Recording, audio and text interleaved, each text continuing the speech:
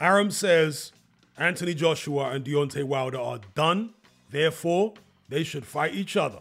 So let's read a quote here from Uncle Bob, the Bob father.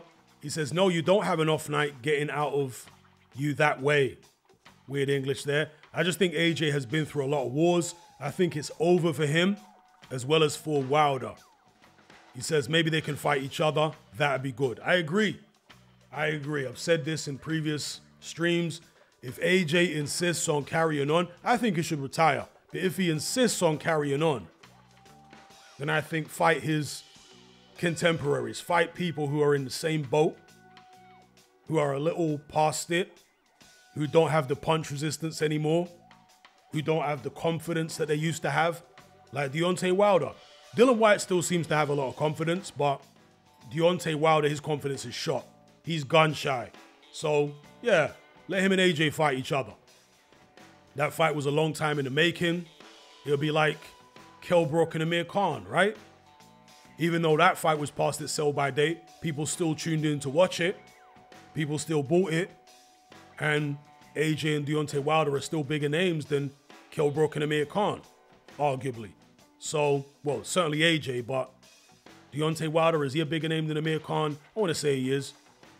There is a conversation out there about whether Anthony Joshua can win a rematch with Daniel Dubois.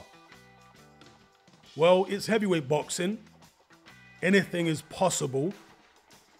My whole thing is it worth the risk of AJ getting badly knocked out, potentially suffering serious injuries?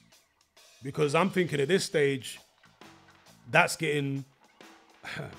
I don't want to wish that upon him or any boxer suffering serious injuries, but the way AJ was getting punched up in that fight, you know, and he went out on his shield. That's the next thing. And that is very admirable from a perspective of courage and what have you. That's what the fans want to see. They want to see you continuing to try to win and even risking getting knocked out, right? So it's admirable.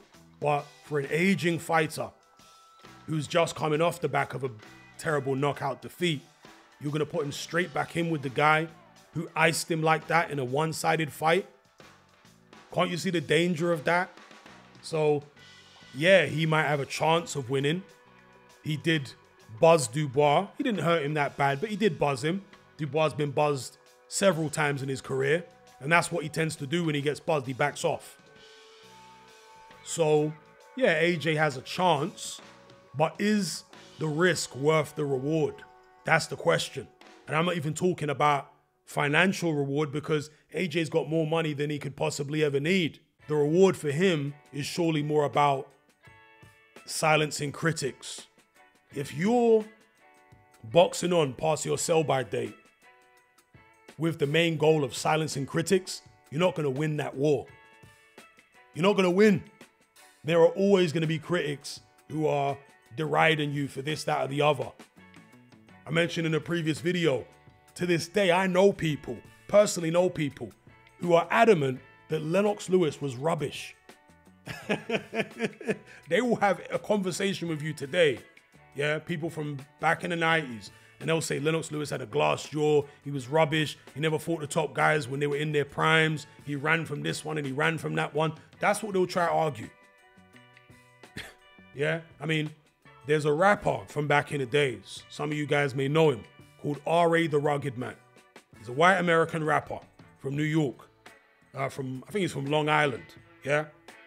And he's always trolling Lennox Lewis even now. Whenever he likes to think he's some kind of boxing expert, right? And whenever he talks boxing, he always has to go in on Lennox Lewis.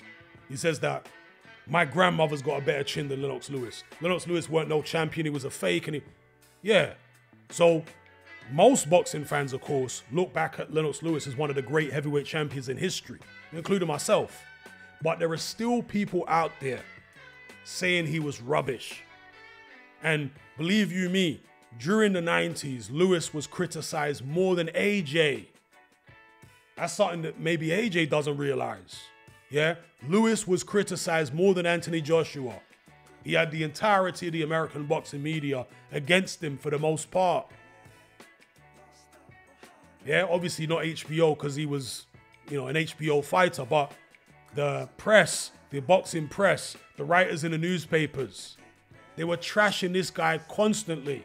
And even in the UK, they were having a go at him because a lot of the UK media were Bruno fans.